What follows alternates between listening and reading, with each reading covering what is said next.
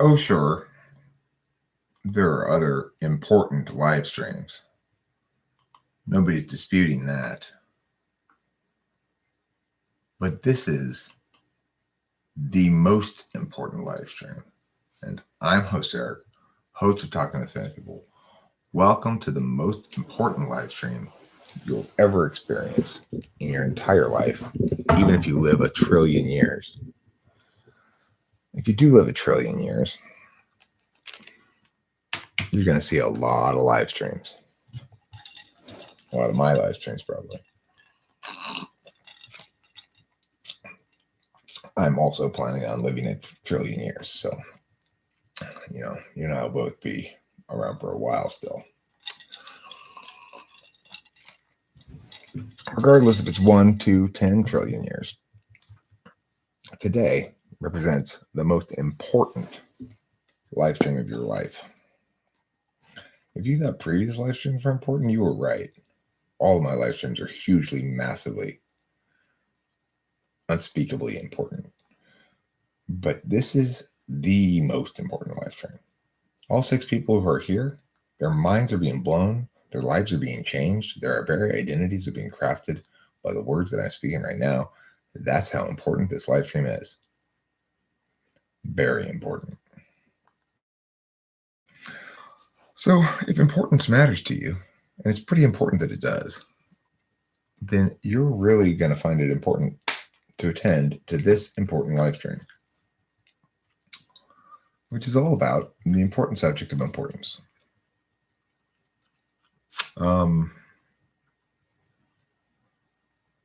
Basically, my message today is that importance is one of the most important things to find important in life. Hey, host Eric, ho ho, it's a full moon. Gemini something. Yeah, I think Rachel said something like that, like it was a Gemini moon. I'm not sure what exactly that means. But I do know that last night the moon had a halo around it, had a rainbow circle around it. I don't know what a Gemini moon is, so I guess the answer is no to that. I guess it's a moon that has extra Gemini sauce on it or something. We did see a rainbow circle around the moon last night, which occurs when the light coming from the moon hits ice crystals at a certain degree angle, 22 degrees. Then you get these halos around the moon that look like a rainbow circle around them. We saw a really crazy one last night. But there's a perfectly good scientific explanation for that, of course, which is the light hits the ice crystals and makes a rainbow, which is exactly how my penis makes a rainbow as well. Every time my penis hits some ice crystals, it makes a rainbow. So, whenever I go skiing with my pants off, it's like a constant rainbow explosion going behind me. I actually like killing my ass off better. You're killing your ass off. Well, looks like I woke up Rachel. Sorry, Rachel. Didn't mean to awaken you from your slumber. I didn't mean to detenderize your moisture. Don't detenderize my moisture.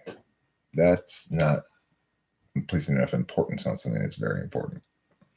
Rule number 1. Rule number 2. Nobody knows. It's a mystery. So I don't know what I'm actually live streaming about. I was working on, oh, that's right. I was working on this damn table here and I got tired of filling it out. Hi, Adam2705. So I'm trying to fill out that table for all the judges. I think I've fixed all the rules properly. Basically, I've determined that there's an expressive aspect and a non-expressive aspect. That's not necessarily the same as the absolute and instrumental values. And that's where the added level of complication comes in, I guess, that we need to account for when we're talking about intertype compatibility. Praise Jesus. Who's Jesus? Is that your gardener? And why we praise him? May God have mercy on my soul. Thank you. May God have mercy on your soul as well. You know what else? Maybe you should praise Jesus instead of Jesus. Jesus is our Christ and Savior. Did you forget that? Dick Starspeed?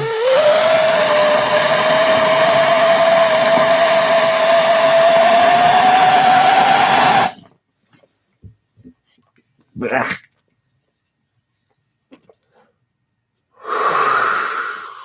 Dick Starspeed. So you mean you come at the speed of light? That has to be very satisfying for the women you're with. Type Jink Olger. I don't even know who Jink Olger is. Is he that guy who debated against Ben Shapiro that one time? ENFJ. Obviously. If it's that guy that I'm thinking of. A really dumb, freaking shitty ENFJ. Am I a feminist? Yeah, I would classify. I call myself one, but I consider feminism the same thing basically as individualism, which is to say, I respect the autonomy of every individual human being, and I think that the things that purport to justify limiting that autonomy because of some group membership are fucked up.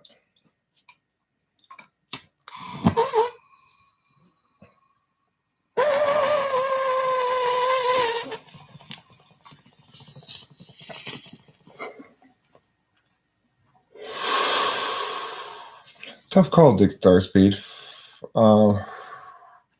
Palestinians have, I guess, historical justice on their side, but I would get rid of the spite monkeys.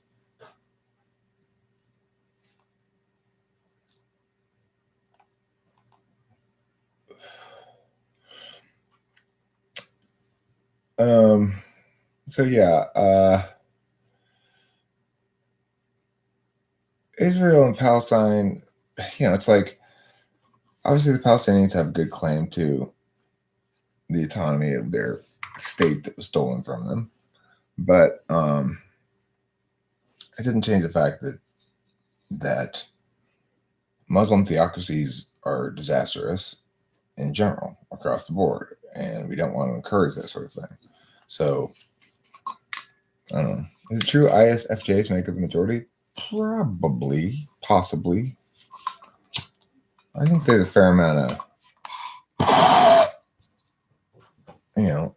SFPs out there as well.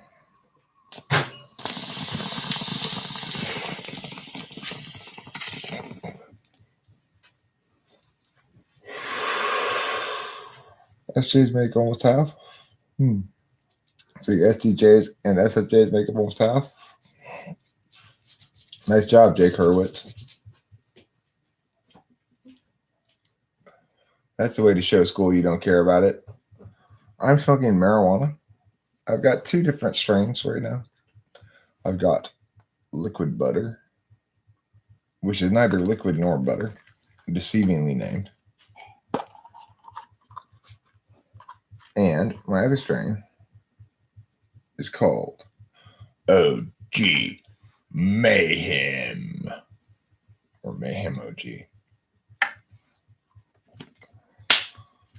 The liquid butter is better than the Mayhem OG. At least it's denser. But they're both pretty good.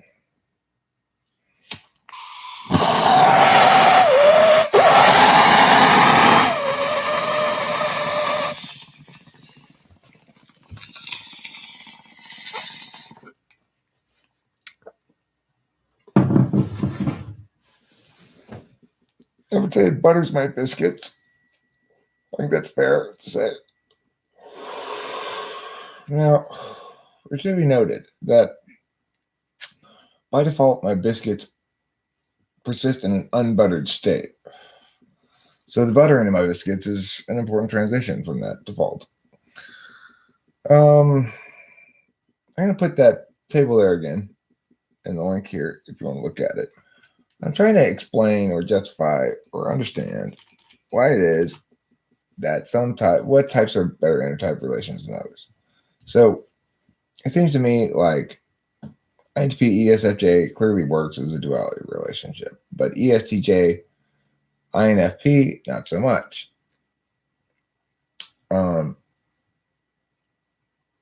But they both should be equally good matches if, in fact, either duality is right or my understanding of the thing is right. So, yes, ESTJ and INFP, for example, are duals, and they're both judgers. FE is naturally metaphysical. And the reason FE is naturally metaphysical is because it coordinates with TI to handle the communicative aspect of things in general. TI being who's more logically defensible, and FE being who's more socially defensible. So somebody might make arguments in favor of lowering the age of consent. And that person might have good TI reasons, and they might be even adequate TI reasons, because the reason you don't want to lower the age of consent is basically TE reasons. But FE would shut that shit down in general. Why are you trying to lower the age of consent? You know, what are you hoping to accomplish here? And if it's some like slimy seeming dude, then the answer is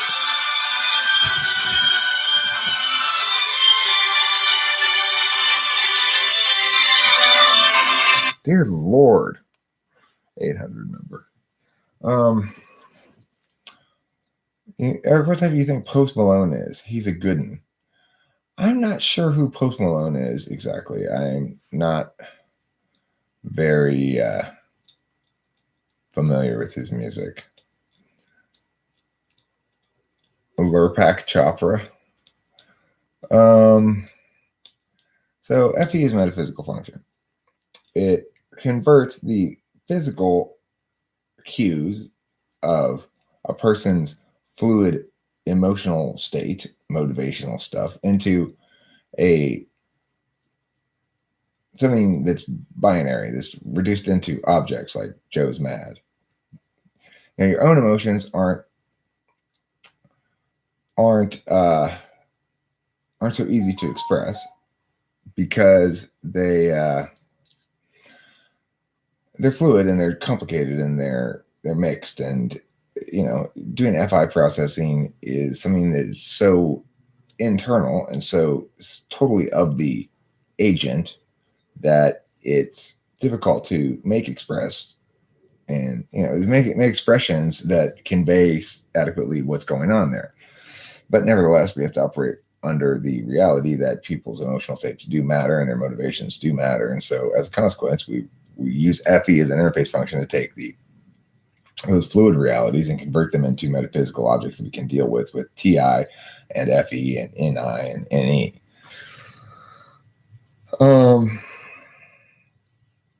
And then, some sort of decision comes out and comes back out. So, for example, if you are an FE DOM with let's say NI second, then the FE interface function basically it's a function that both puts and gets. So it gets information and it puts information, and the way that it knows what to put from what it got is not deliberation but knowing. So I'll be like, wow, your nose looks so shiny to somebody, and they'll go, I'll see on their face that I've insulted them. I didn't mean to, but I wasn't aware that I was going to hurt their feelings or something. So I mean, it looks good. That's FE interfacing with NI to convey, to show you how it doesn't have to be deliberated, right? It's like I can see on their face that that upset them. So I scrambled to do some putting of information. In other words, my FE got the information, the physical information. The NI knew it, and I mean the FE frame basically like the information comes in through your senses, right, through your eyes. The FE frame means that information gets converted immediately into FE relevant data, which is so it's like all of a sudden it's not interpreted as nothing. For example, if with me, I might not be looking at their face when I say that. I might be looking down because I don't really necessarily like to process FE data. But it depends. Listen to Celebration by Post Malone on Livestream. It's a tune. What do you mean a tune? I mean, the thing is, I don't want to get in trouble with YouTube for copyright stuff. So that's the only reason I don't want to do it. I could listen to it in headphones, I guess. It sounds like a lot of work. I don't know who James Hetfield is. The name sounds familiar. Countess is trying to get me to do audio on my thoughts with mirror type relationships. I think you should. What are your thoughts about mirror type relationships? What's a mirror type? That's like ESTP, ENTP.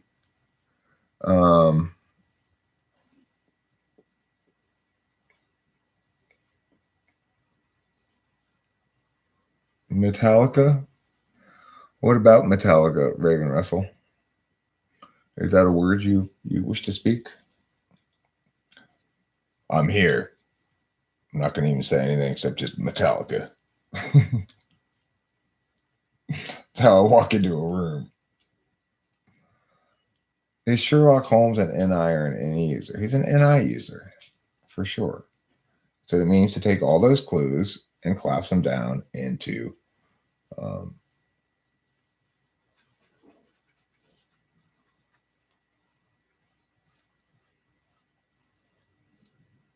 single answer. Faculties of attentional memory are visual, auditory, tactile, and semantic.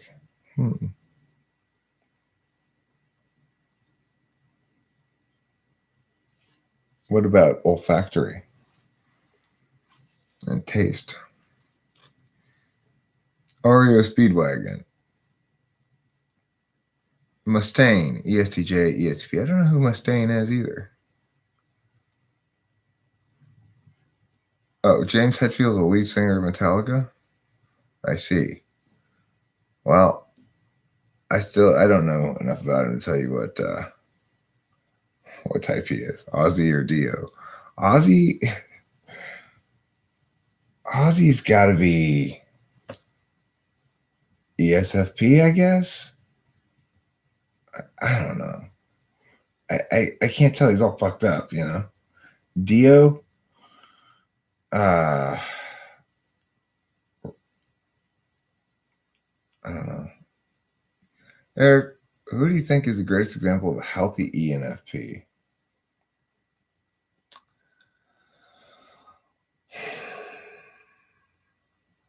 Like a celebrity?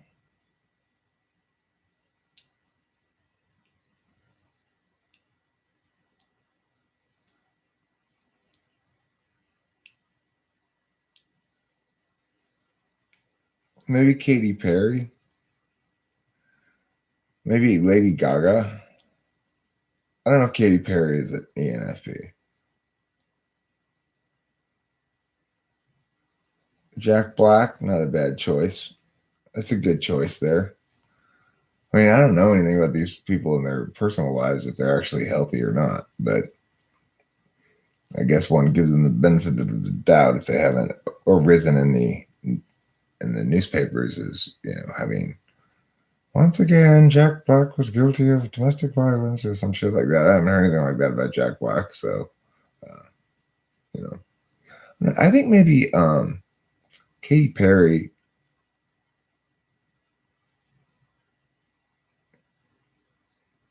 might be an NFJ. I'm not sure about Katy Perry. But INFJ wouldn't shock me for Katy Perry. If, which would explain why she thought she had a good match with Russell Brand. Is that his name? but didn't really. Joe Rogan, ESTP, I would say.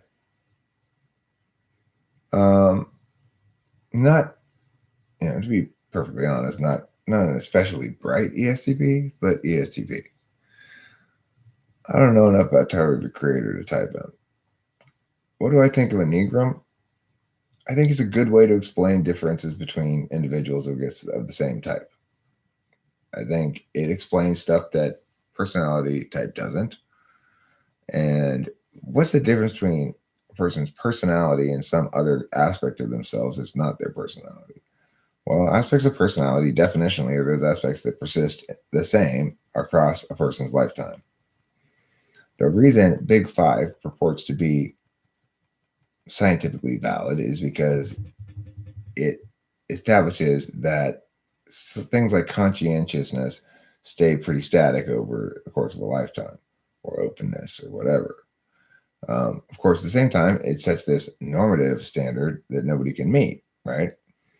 So it's like, there's no doubt that having high conscientiousness is normatively good. One can infer that from the Big Five's choice of the word conscientious. Bowie's not an ISFP. No fucking way. Bowie's some kind of NFP. Bowie's an ENFP. There's your ENFP for you. There's another ENFP. Keanu Reeves is probably ISFP. He might be INFP, but he's probably ISFP.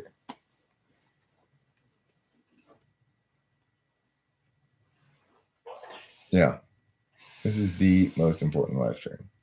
Royal Peasant, you think Joe Rogan is a feeler? Well, look, I've heard the argument before, and I think it's a good argument that Joe Rogan has a tendency to shift his position to whatever the newest thing he's heard is. But you got to remember that different ESTPs are going to be focused on different things. So, and an Enneagram type has something to do with that. Like a 5 ESTP is probably going to seem to be smarter than, a 7, which I suspect Joe Rogan is. The other thing is, you got to remember the tool function aspect. I'm thinking in general. Okay, so this is kind of complicated to explain. Everybody's got an expressive aspect to each function and a secondary aspect to each function. So if your dominant function is metaphysical, the expressive aspect is metaphysical, and the secondary aspect is physical. It's just totally natural like that. If you are, but then if your tool function matches with that, like mine does, NETI, then your tool function's aspect that's expressive is metaphysical, and that's perfectly great. The thing is, if you have a physical aspect dominant function like an SE-DOM, and they have TI in the second slot, then the expressive aspect is the physical aspect of it, which is why ESTPs don't parse out ideas all that much. They may parse them out in the moment, but they don't really care about keeping things consistent between instances, That's part of the aspect. That's part of what makes it the physical aspect of TI, is that it sort of links to TE in that regard. It's more about utility in the moment and less about consistency. I have a 42-page PDF on the article entitled "Advancing Ego Development in Adulthood through Study of the Enneagram System of Personality." You must know a lot about Enneagram. I mean, you wrote it, or you're saying you're reading? You have that to read. Why INFP for Bowie?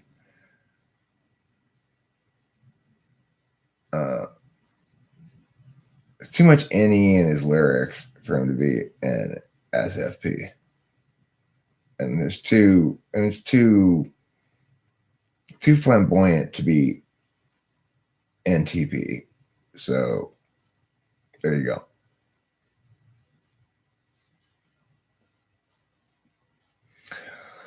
Well, I mean, I look like a typical ENTP, which is tall, skinny, big ears, small eyes. INTPs look like ENTPs, but shorter, usually. And no, I'm not absolutely sure of that Antiphon. I haven't watched enough of him to really be sure. But he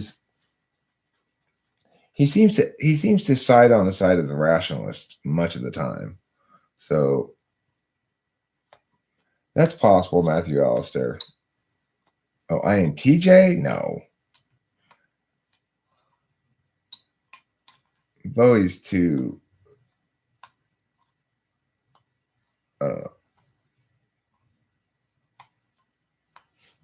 yeah, I need to get a haircut. I need to go down to the Mexican lady to get my haircut. Here's one of life's important rules. If you want a haircut you're going to be satisfied with, go to a Mexican lady. I've been to the barbershop where they got the guy who does like old school style with a straight razor and everything, and tries to talk sports with you.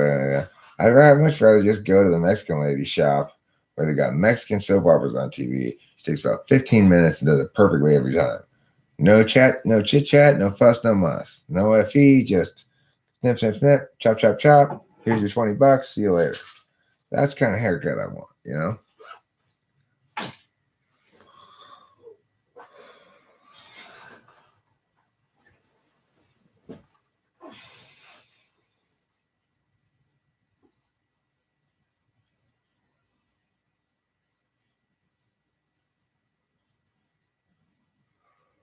I should write a book called One Sentence Life Advice.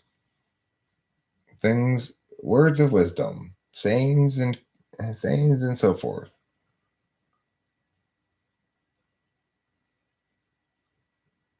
Rachel sometimes writes down the amusing nicknames I make up for her. Prince, I agree with that. Actually, I agree with Prince's ISFP.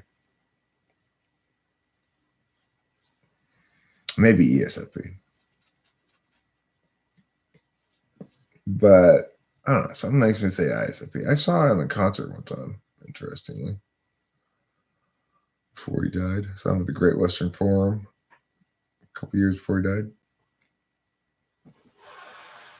He was quite good and looked like he was 30 years old, but he was like 60 or something. I don't know. Yeah, and he teased the audience. He started playing Darling Nikki, and then he stopped playing it because he didn't play it anymore. After he became Jehovah's Witness, he stopped playing it. It's like whatever Jehovah's Witness went to Prince's door and converted him, he must be in the fucking Jehovah's Witness Hall of Fame.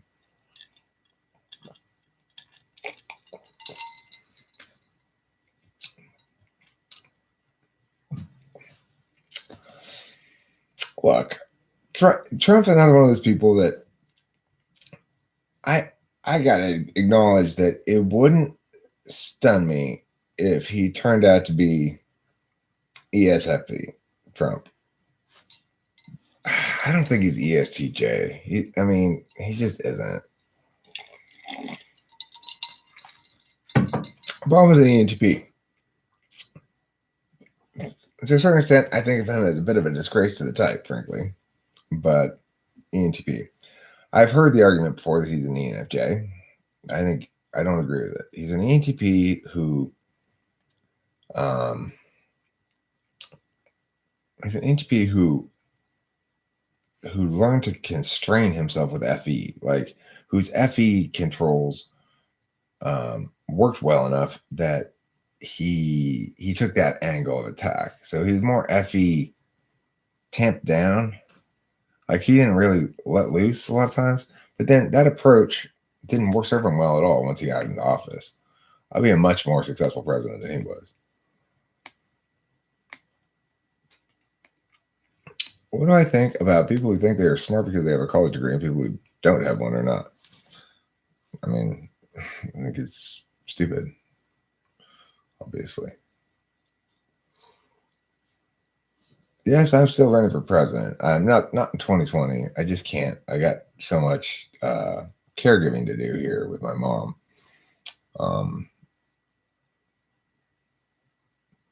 You know, I got to lift her.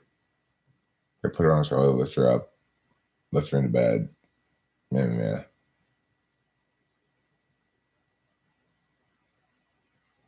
For Trump, you cannot make an argument for ENTP for Trump. That's insane. So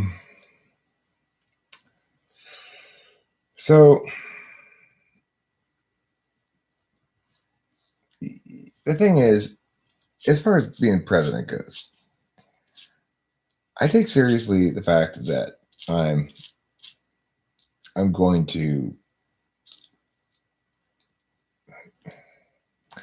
There's a lot of shit I need to accomplish here in terms of fixing what's becoming increasingly a broken clusterfuck of a quagmire of a fiasco.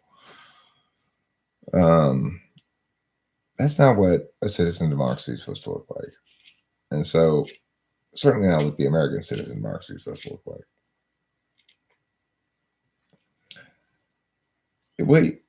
It's a weight on me. You know, yes, I'm going to run for president. Yes, I'm going to do my best to get elected. It kind of stresses me out, frankly. But that's just what I got to do. I'm not eager to have my life so regimented as it will be when I'm president. I probably only serve one term. I don't think.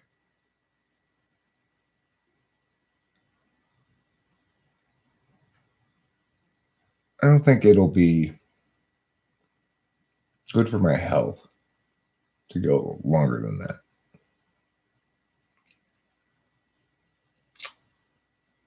That in a significant other, we look for somebody leading with our fourth function. Do you still think that? Well, Antiphon, I think now that depends on whether you are a physical or metaphysical type. Actually, it depends on whether you're a perceiver or judger, basically. If you're a perceiver, that's to say you have SI, SE, NI, NE in the dominant slot, then you need to be with the same S or N.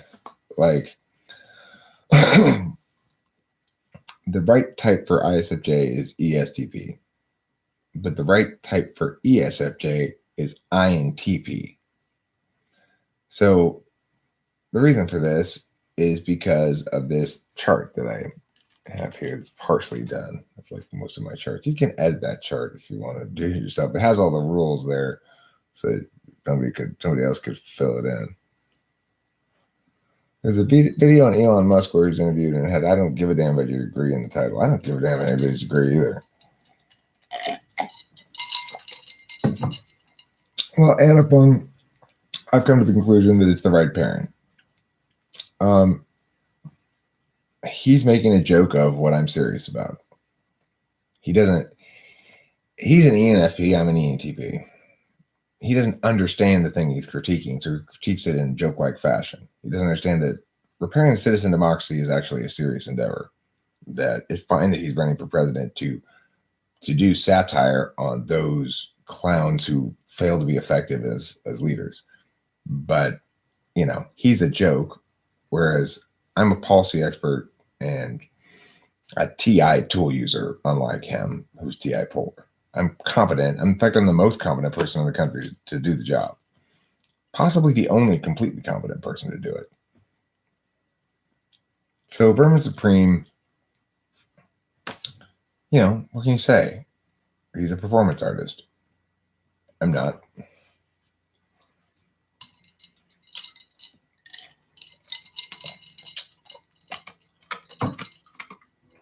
Well, here's the thing about that.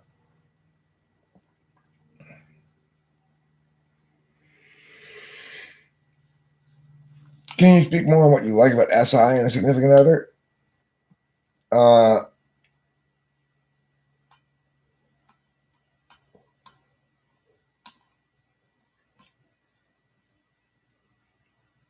I need to know that my significant other isn't going to trample my SI at all. My SI is largely self-provided, the absolute value half of it, which is the physical half of it. The metaphysical half of it, I would like somebody to be secretary kind of thing sometimes, but more or less, the ISFJ doesn't provide that service. At least mine didn't. So best friend type is INFJ. Is it more enjoyable? Absolutely, it's more enjoyable. I've never experienced anything as straightforward, easy, compatible, no fuss, no muss, and genuinely positive and affectionate towards one another, and very, very sexually, compatible as well. I've never experienced anything. I've never experienced anything like it. Well, look, ISFJs, they have a limited amount of SI, and they do the following thing. They'll try to make you part of their SI. You become one of the objects of their SI, basically. And so in that regard, they'll sometimes manage some of that stuff for you, but they have a limited amount of that. It depends how much of their own shit they got to manage. And to the extent they do manage it, they want to control you with it too. So it's a challenge for an ENTP. It's also the case that I think it's possible that ENTP ISFJ couple could work out for a while, especially if they started off young. So if you're talking about an 18-year-old ENTP and an 18-year-old ISFJ, that pairing probably will work pretty well for a while. And then, they're going to sort of mature out of each other. They're balancing functions. When you're younger, the ENTP needs more balancing, and the ISFJ probably needs more balancing too. Or at least the ISFJ is kind of a different angle of development, right? The ENTP needs to be balanced down against their nature in order to be able to grow safely until they can sort of realize their nature without being an action type to excess. So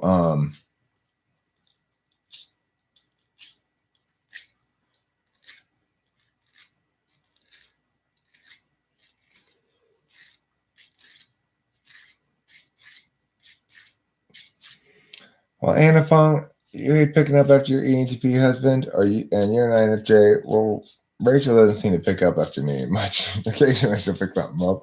That's totally fine, right? I don't need that. That's that kind of shit. I can handle that SI stuff myself. We don't have that much picking up to do. And if I don't feel like picking it up, I don't pick it up. If she doesn't feel like picking it up, she doesn't pick it up. And that's how it should be, And then if I get annoyed by the fact that there's a little bit of mess, I clean it up. If she gets annoyed, she cleans it up.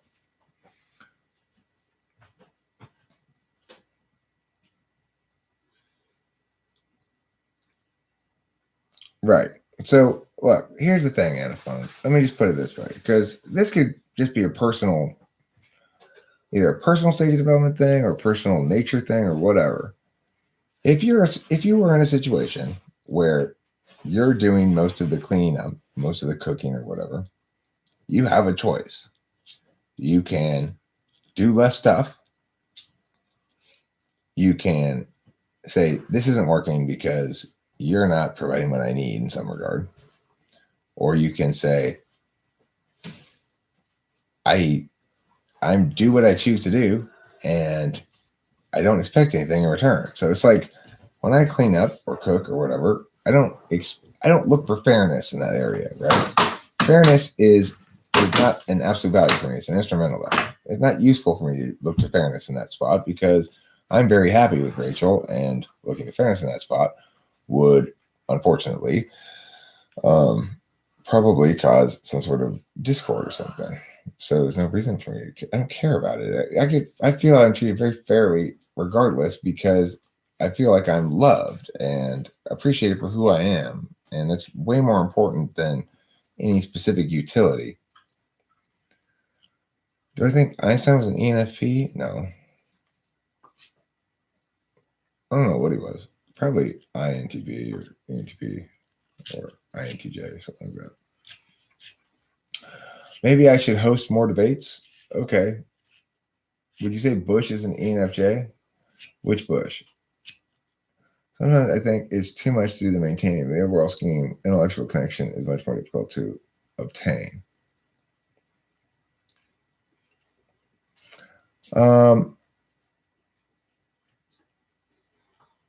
I'll get to your question in a second, Fossology.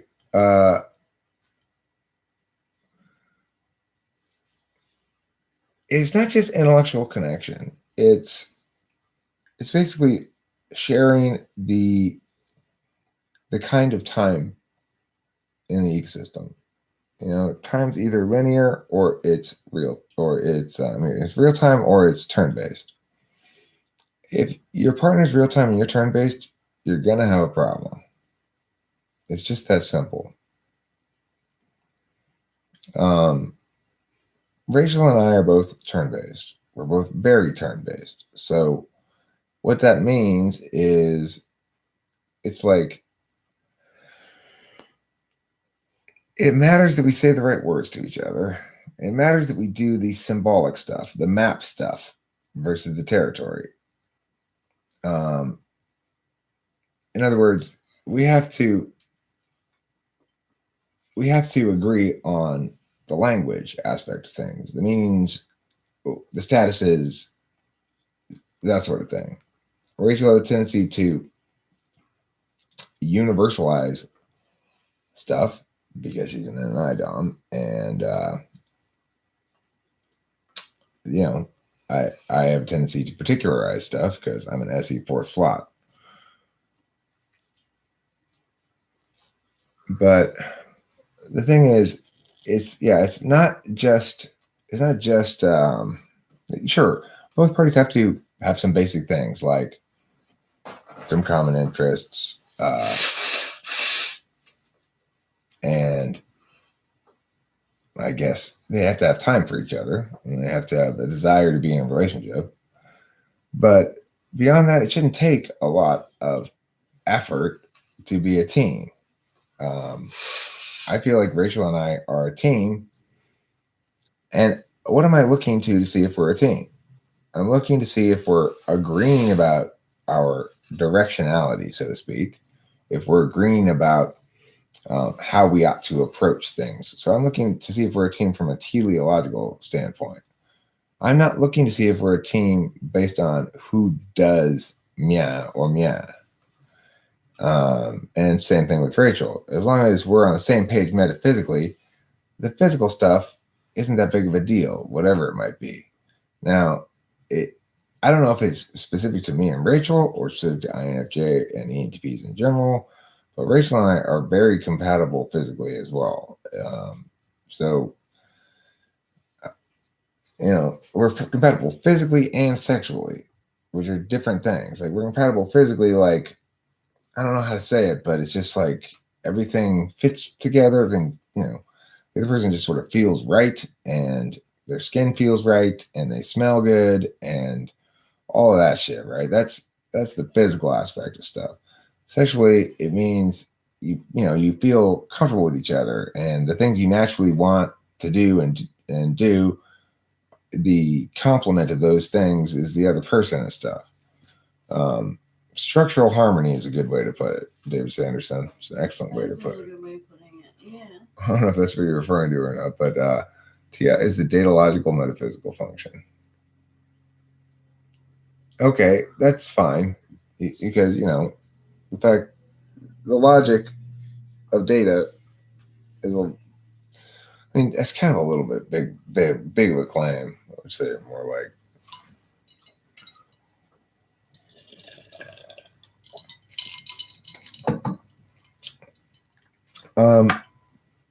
how much LSD and mushrooms have I ever done? Not a ton or anything. I wasn't like a deadhead, but I've taken acid. I took it, I don't know, maybe 10 times or something. I didn't like it very much. I didn't, I had a couple bad trips, made me stop taking it. Mushrooms, I do like, and I have no objection to taking them periodically, but I don't take a lot of them. When I do take them, I take maybe an eighth or half an eighth. Well, usually like half an eighth. If they're weak, I'll take an eighth. Last ones I got were weak.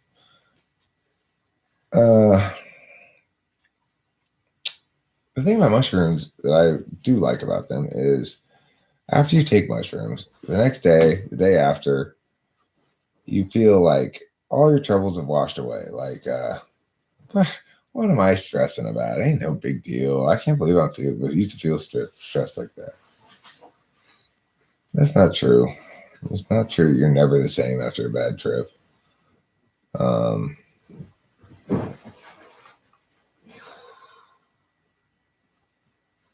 So wait, so often people argue that taking illegal drugs is bad because it is illegal and that anything illegal is immoral, perhaps even by definition.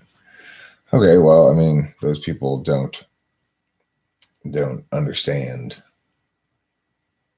normative ethics very well, because you can't. It can be said that there's a general obligation or civic duty of sorts, which is not really an obligation, a civic duty to adhere to laws, provided those laws are just.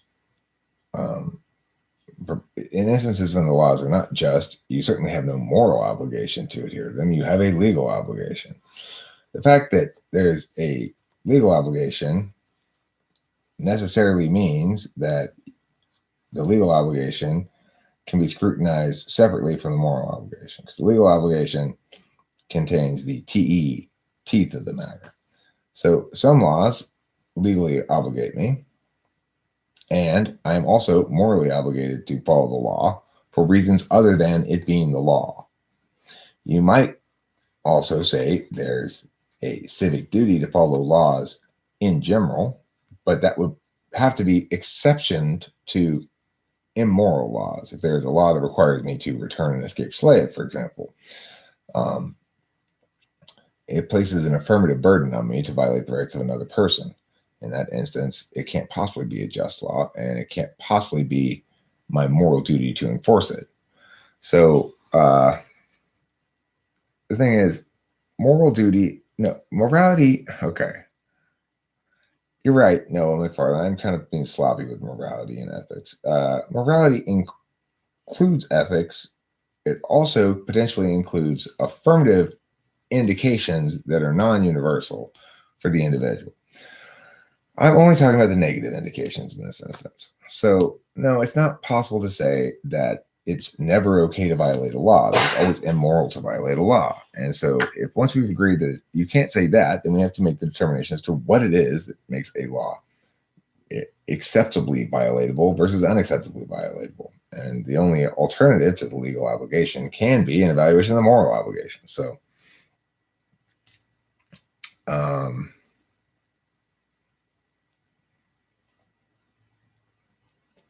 well, those things are not legal in California.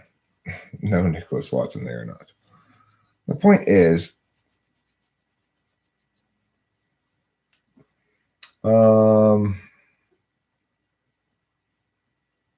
Timothy Leary, idiot. TI, basic form, since it's my third function, is just asking whys and hows and making sure everything makes sense. That's, more or less. It's a get function, TI is a get function, and mostly it's used to get information and internally, not in front of other people, parse it out as to whether it makes sense. So, for example, I get this table here. Before I got it all hammered out on the rules, there were a couple of rules that created contradictions sometimes. And so I had to change those rules, get rid of them. Terence McKenna is another freaking joke. Like, these people don't think. They're not thinking. They're feeling with their words. And they're not feeling useful things because they're feeling with their words things that only are meaningful when one thinks about them. Did I forget to get to your last? Thanks, Fossology. Okay. NETI is a good combo because they share the property of conditionality. I understand what conditionality means in terms of logic, but what does NE have to do with that? Well, it has to do with the fact that NE is the native action function in the turn-based ecosystem. Everything in the turn-based ecosystem operates basically with two possible ways of turn-basing, ordinality or conditionality. And so NE is accustomed to dealing with binaries rather than sliding scale stuff, because it's the action function in that ecosystem. Just as SE means a certain an intentional habit that's dominant of SE means some inherent fluency in the ways of impacts. For example, an SE DOM, just by being an SE DOM, would have a better sense of, how hard to punch somebody in the face if you want to make sure to not kill them. Let's say you got a super strong ESTP, right? And kind of a skinny guy like me, and the ESTP wants to punch me in the face. An ESTP will punch me in the face and probably be aware, like, I don't want to punch him any harder than that or something. Like, that's something that not an SE DOM would probably never be able to be aware of. Well, NE has an equivalent awareness of, the modalities of the turn-based ecosystem, just as SE does of the real-time ecosystem. So in that regard, it's comfortable with conditionality because extroverted intuition natively deals with words, not with physical realities.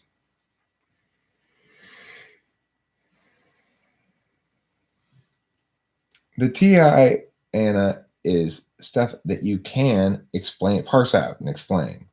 Stuff you can't explain, parse out in full, you can't deductively defend, is NI.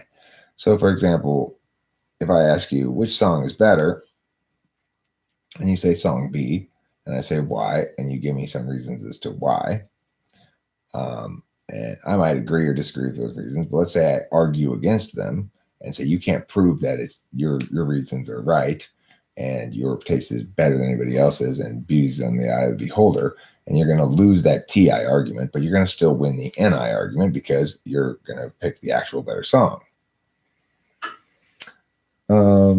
Yes, I agree. Let's exhume Timothy Leary, punch his rigor mortis corpse in the nose, then rebury him.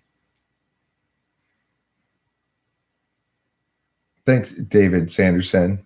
I like your way of liking people's way of thinking. How do you think each type would act when younger? Like, how did you act when you were younger? Well, there's a video of me when I'm 17 years old around here somewhere, in which case I'm answering a question about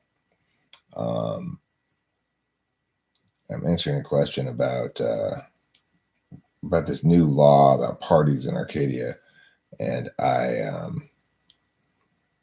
my answer is a constitutional critique. I say basically that a party is an assembly, and people have the right to free assembly, and unless there's some sort of violence, then it's no longer peaceful assembly. But they have the right to free peaceful assembly, and since parties don't normally have violence in them, then this law is unconstitutional and should be stricken. That was my argument when I was 17 years old about when asked, what do you think of the new law about parties in Arcadia? We have to tell the cops ahead of time if you're having a party. So in that regard, we know that I acted much the same. How do you beat an epistemological nihilist in a debate?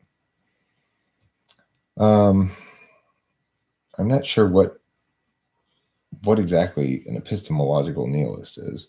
I guess it would say, all manners of knowing are just nothing or something, or just meaningless.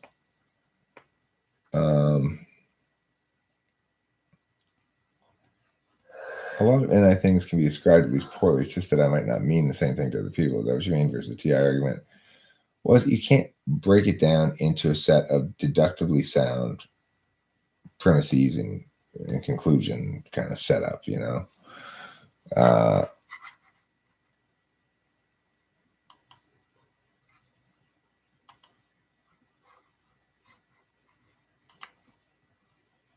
Okay. So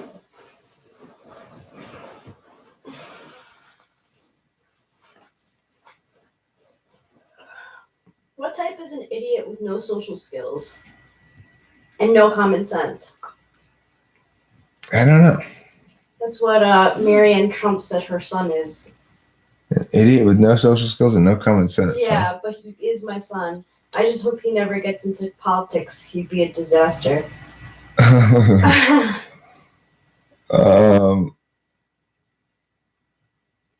Epistemological nihilism is basically the position that nothing can be known, discerned, or probabilistically weighed with by logic or empirical verification or other epistemic methodology.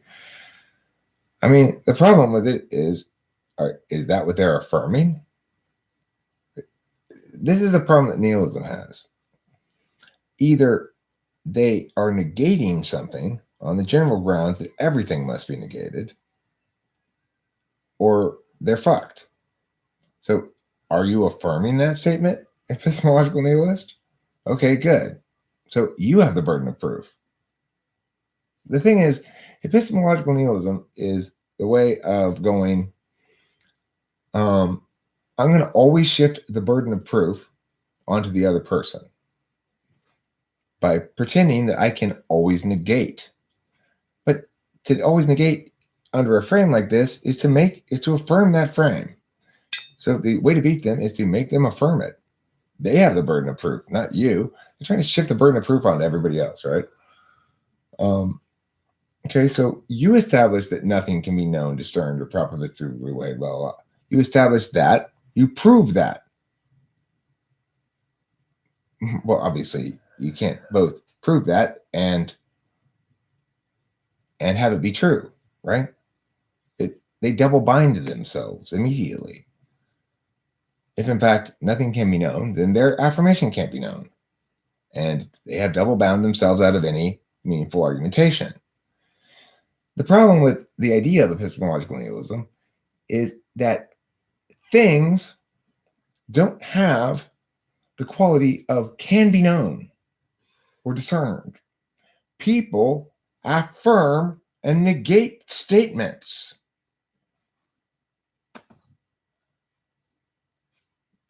It's that simple. They don't get what language is. They're morons. Greta Thunberg? I don't know who that is.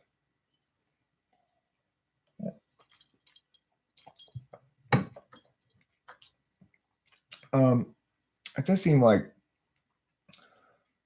people have different temperaments, but I don't know. I haven't thought about it much at all, but Benjamin Bailey. I see these arguments used by a lot of XNFP types, lesser degree XSFP types. It's silly. I think one of your best videos was Such Dark Yells at People highlights part 1. Don't encourage me, first class. Don't encourage me. I'm trying not to yell at people so much anymore. Yeah. The thing is, that's the problem with any kind of like holistic, massive, all things are included in my argument shit like that, where you go, nobody can know anything. Of course, because they have to make statements, it falls apart immediately. That the statement you're affirming, nobody knows anything. Do you know that thing? No, I don't know it. Should I affirm it too? Should I agree with you or disagree with you? According to you, there's absolutely no difference. But you seem to be saying words that mean things, you know? Of course there's free will. Free will is necessitated by the fact there's conditionality. Conditionality is how free will expresses itself. Namely, we can consider multiple things. If I eat this rock, my teeth will hurt. If I eat this food, my teeth will not hurt. I'm going to choose to eat this food. Now, you might say, but we can't prove that you wouldn't have done the same thing anyway, no matter what, and it's pre-decided. Well, then how will we possibly determine what's not pre-decided?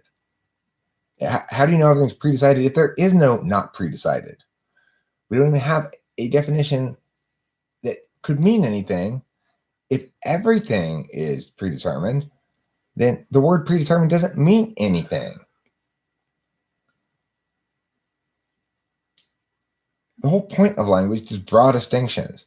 Conditionality is what happens when the ability to draw distinctions and the ability to maintain an identity across time and be a complex, both physical and metaphysical being who's an agent with free will manifest in a sentient being, you know?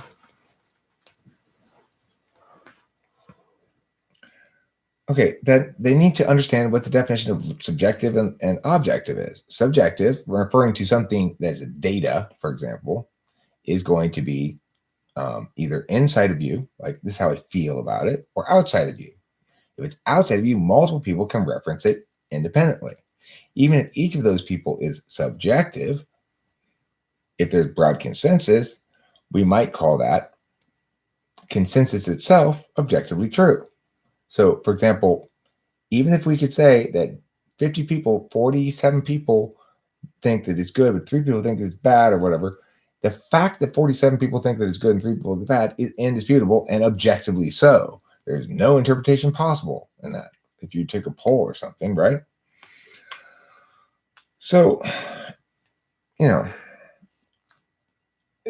those people aren't using their minds for anything other than masturbation or something. I don't even know what the fuck they're doing.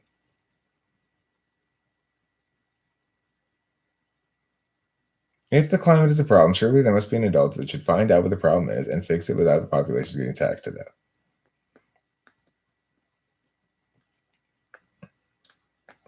You're right about that, Anna Fung. Reasoning comes from the subject. I have plenty of notions about the climate. Fyug, hug, kyuk. So here's the thing. There's no doubt that the climate is changing. There's no doubt that the planet is warming. And there's no doubt that that will cause some serious problems for us as people in general compared to not having climate change. However, it's absolutely insane to think that we ought to curb emissions because of climate change. We ought to clean emissions in order to get rid of pollution. That is for sure. We ought to explain, we ought to clean emissions. And so, for example, catalytic converters and stuff on cars are a good thing. We don't want air pollution. Air pollution is something that you actually experience directly as a harm. However, it's just like pooping and peeing. When a lot of people gathered together into a large area and the people's poop and pee started to overwhelm the area and people couldn't even live there anymore, people started to develop things like sewers and dedicated areas for pooping and peeing and digging holes and burying shit and whatever. So lots of different ways we designed to deal with the waste. We did not note what we did not at any point do was try to get everybody to poop and pee less. That's stupid. Similarly, we can't say everybody do less stuff, okay? Do less stuff is what we're trying to do when we tax stuff. If we raise the gasoline tax, we're saying drive less, use less gasoline, do less stuff. That's stupid. So, you know, is it a good idea to encourage green technologies that allow us to do the same amount of stuff at the same low energy costs? Yes. Do we need to keep energy costs low? Absolutely, because they're a direct, they link directly to the ability of a given industry, business, whatever, to be profitable. It cuts into their bottom line dramatically. So,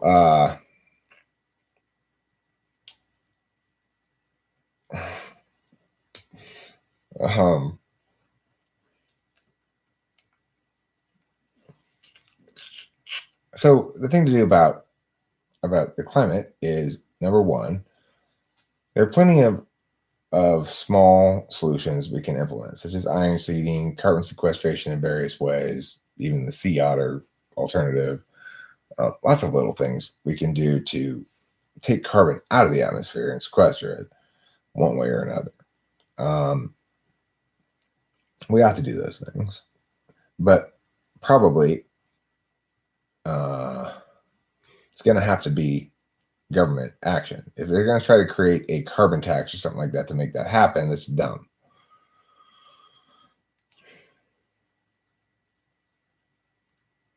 That's crazy. So the thing to remember is that being useful for other people creates new wealth in the world, and that prosperity is about wealth. What do you think of the idea that each side of the political spectrum is justified because if they weren't, that party wouldn't exist? Well, that assumes the justification mechanism is that is the same as a manifestation of people's wishes. But that doesn't justify in any meaningful sense. It just explains potentially. In other words, that argument is trying to say that causality and justification are the same thing.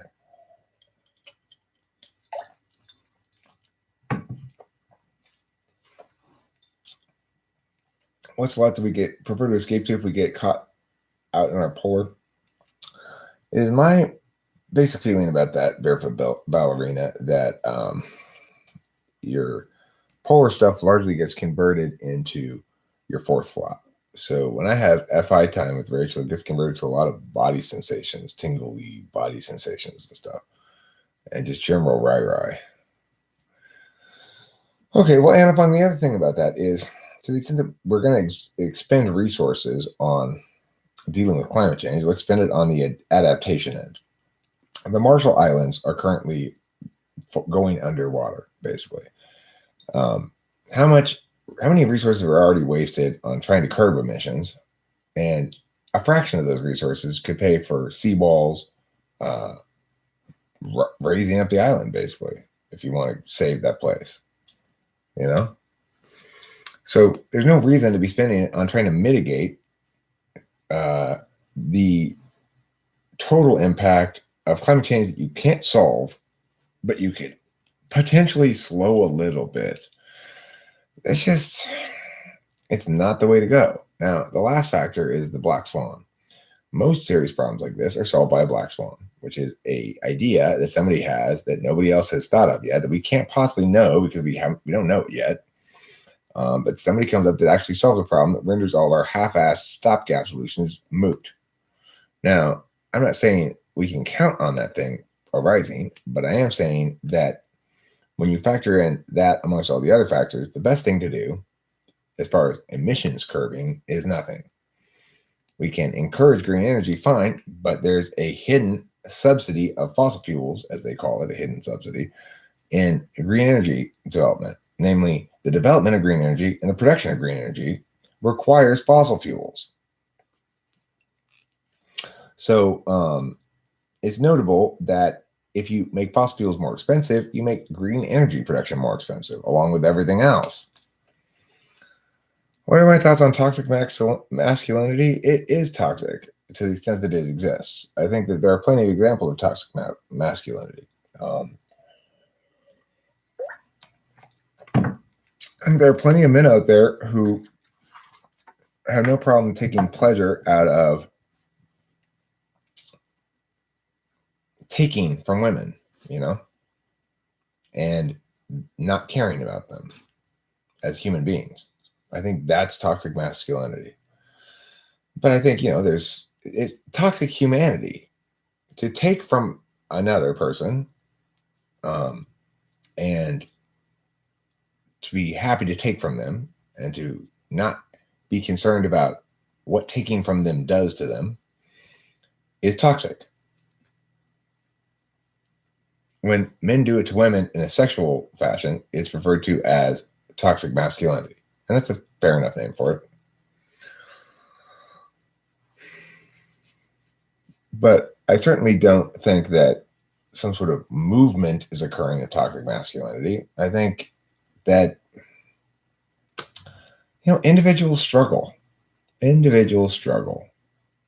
We all do. And the more secure, realized, actualized, supported, safe we are, actually, affirmed and all that kind of stuff, the less toxic we tend to be. But sometimes damage persists long after that which caused the damage occurs. Okay, Noah McFarlane. I'm gonna go with Noah McFarlane, I think. Noah, wait up, Noah. I'm coming with you, okay? We're going to Judy's house? Why? What are we doing there? Playing Monopoly? Okay. Me and Noah are gonna go to Judy's house and play Monopoly. See you guys later.